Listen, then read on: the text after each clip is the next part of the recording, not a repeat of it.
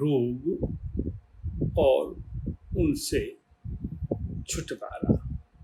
वास्तव में अगर हम ध्यान से ये विचार करें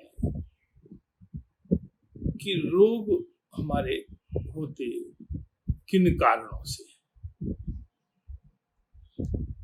पहला प्रमुख कारण, इसकी चर्चा हमने विगत दिनों में की थी, कि रोग के होने में मन की प्रमुख भूमिका होती है। जब मन हमारा निर्बल होता है तो रोग आक्रमण करते हैं। तो रोग का सबसे पहले आक्रमण मन पर होता है। फिर और भी बहुत कारण हैं।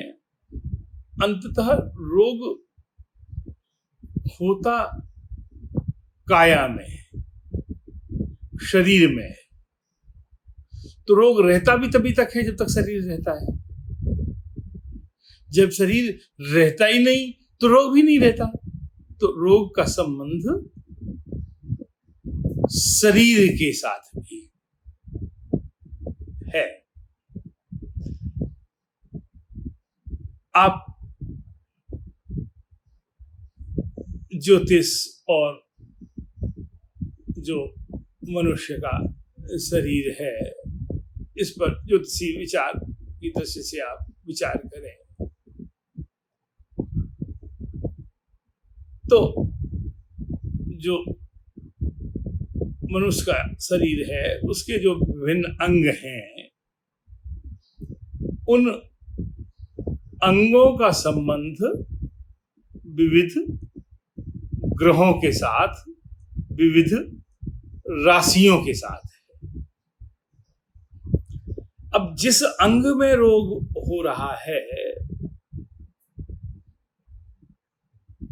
तो अगर कुंडली विचार की जाती है तो पता चलता है कि वह जो राशि विशेष है वह, और जो ग्रह विशेष है जिसका संबंध उस अंग विशेष से है, उसके लिए वह अरिष्टकर होता है।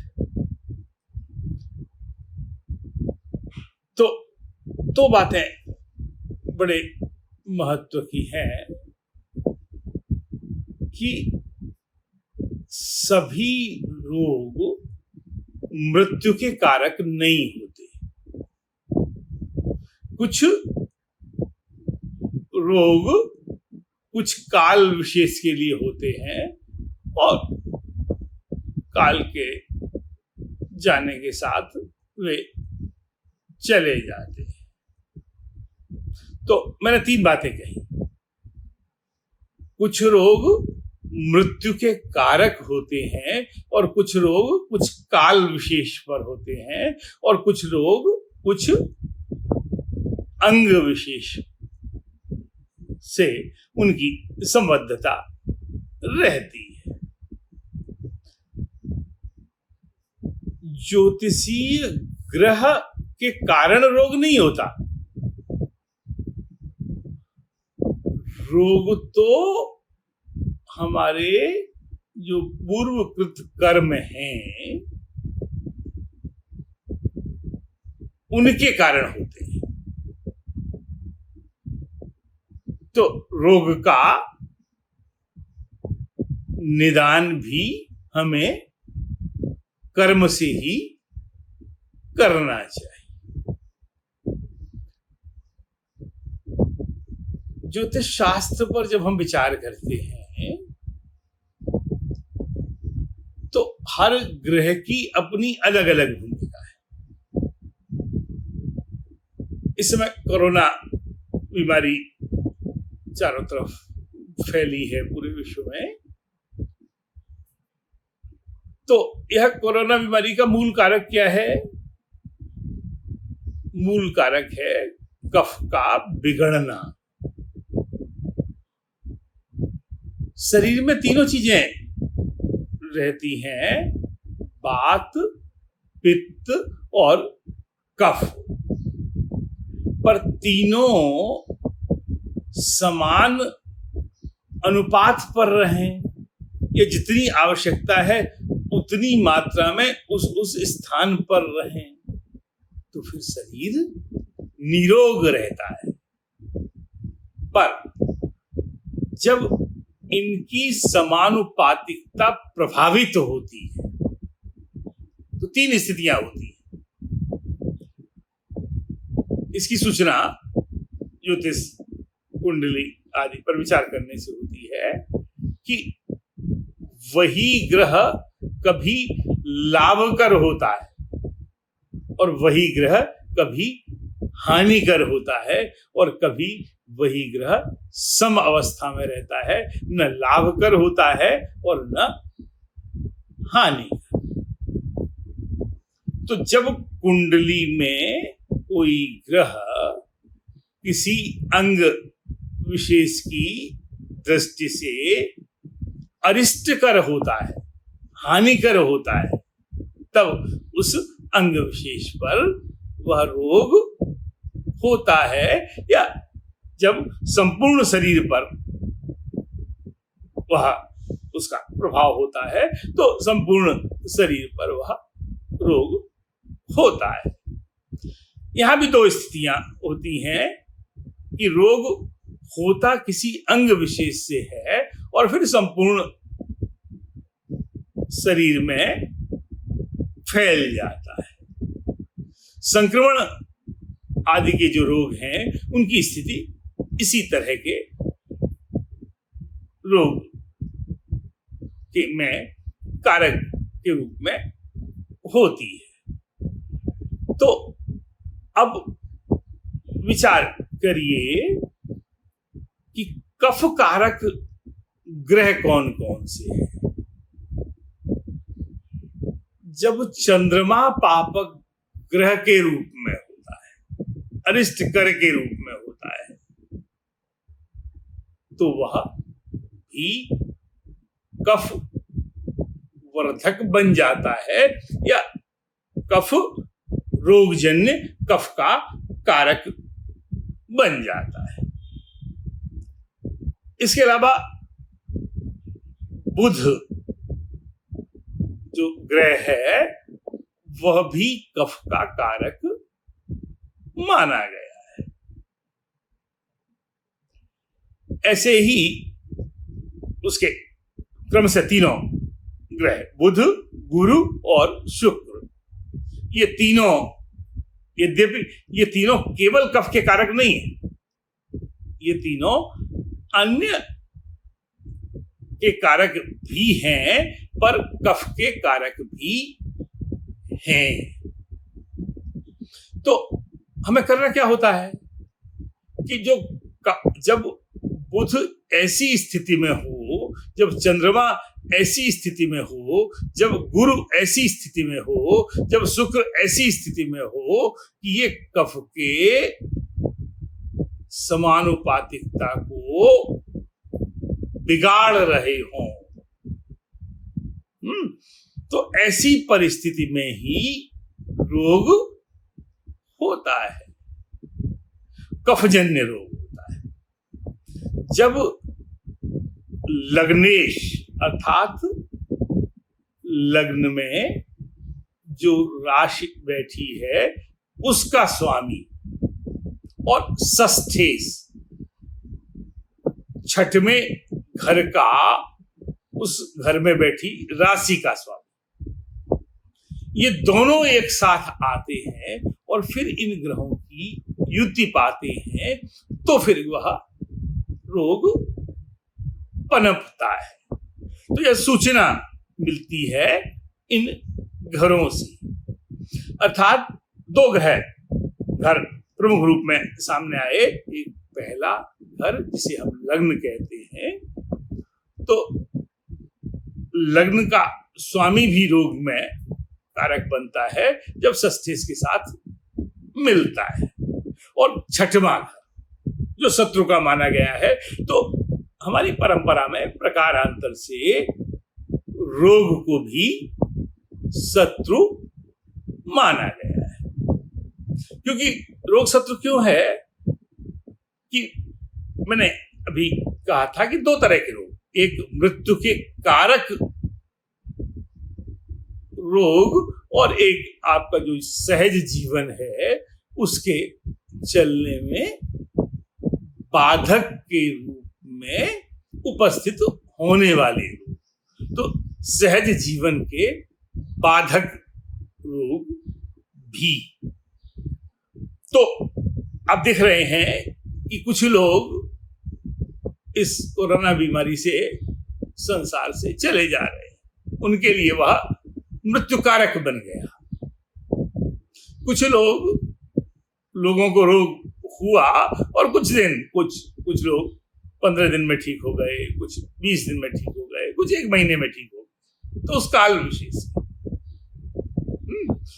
तो यह जो रोग की स्थिति है जो काल विशेष से जुड़ी हुई स्थिति है।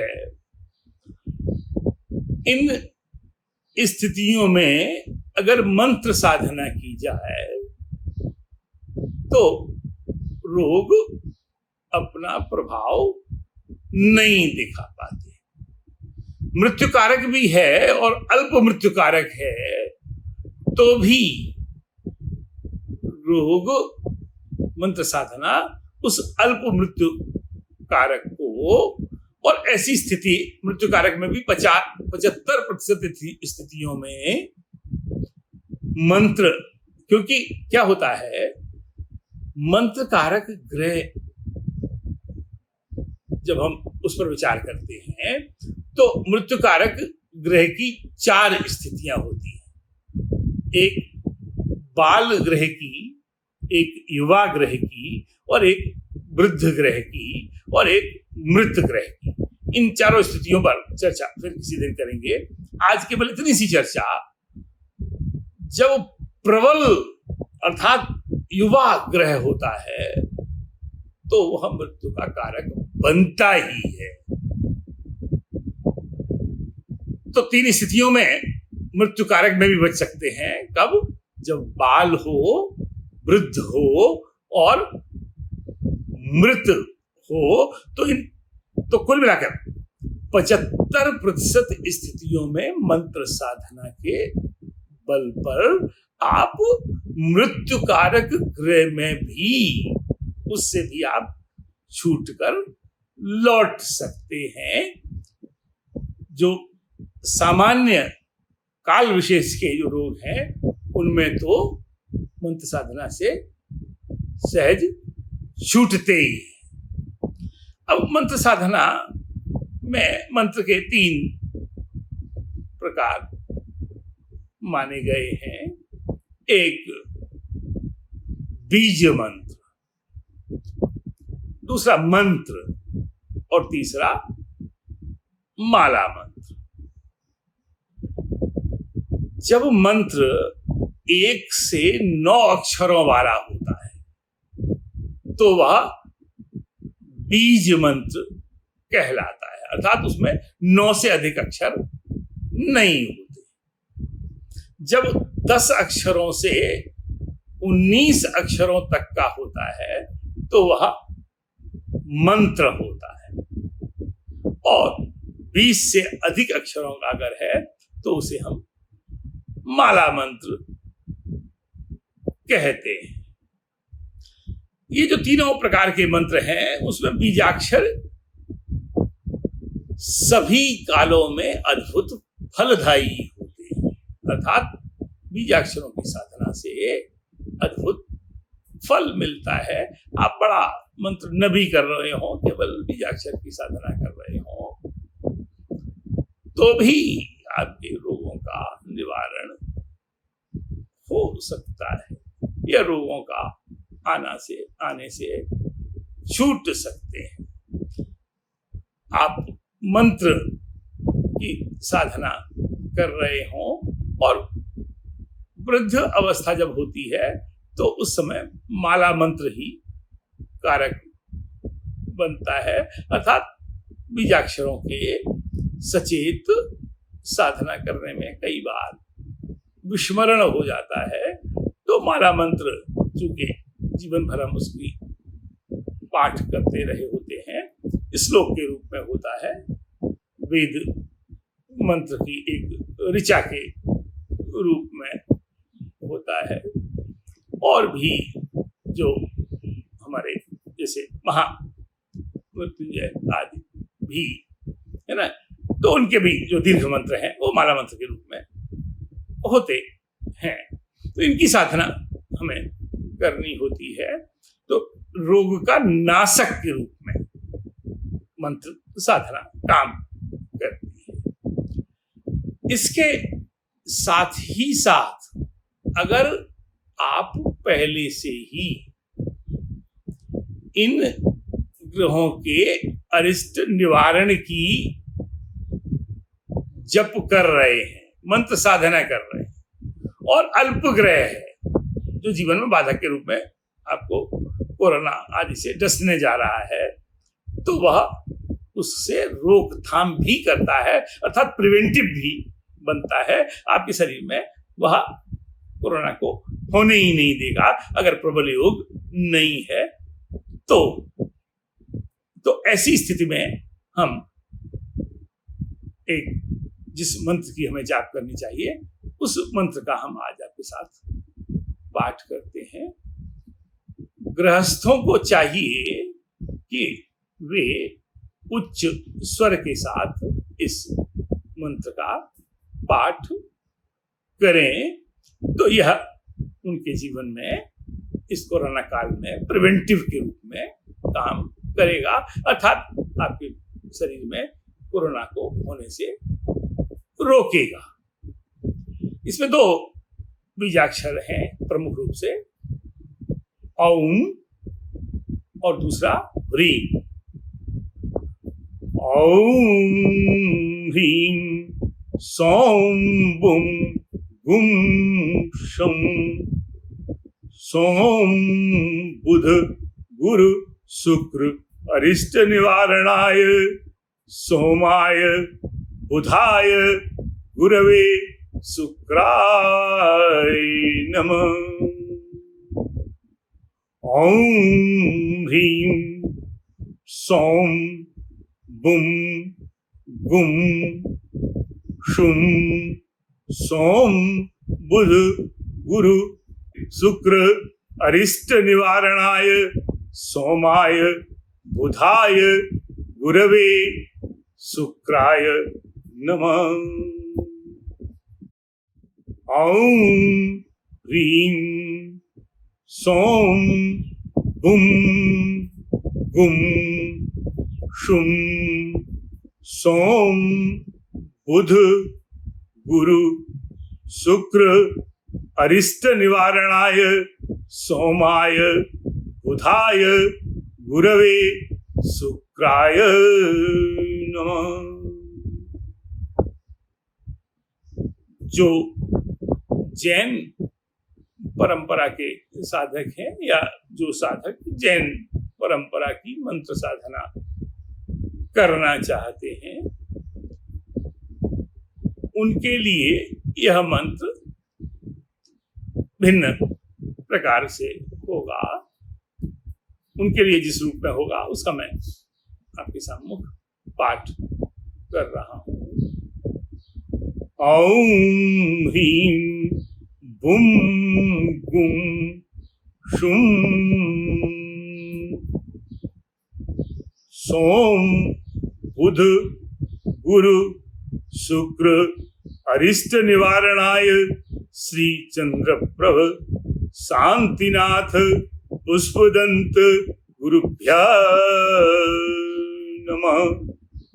ओम ह्रीं सौम बुम गुम शुम सोम बुध गुरु शुक्र अरिष्ट निवारणाय श्री चंद्र प्रभ शांतिनाथ पुष्पदंत गुरुभ्यः नमः। ओम ह्रीं सौम बुम गुम शुं सोम बुध गुरु शुक्र अरिष्ट निवारणाय श्री चंद्रप्रभ शांतिनाथ पुष्पदंत गुरुभ्यः नमः।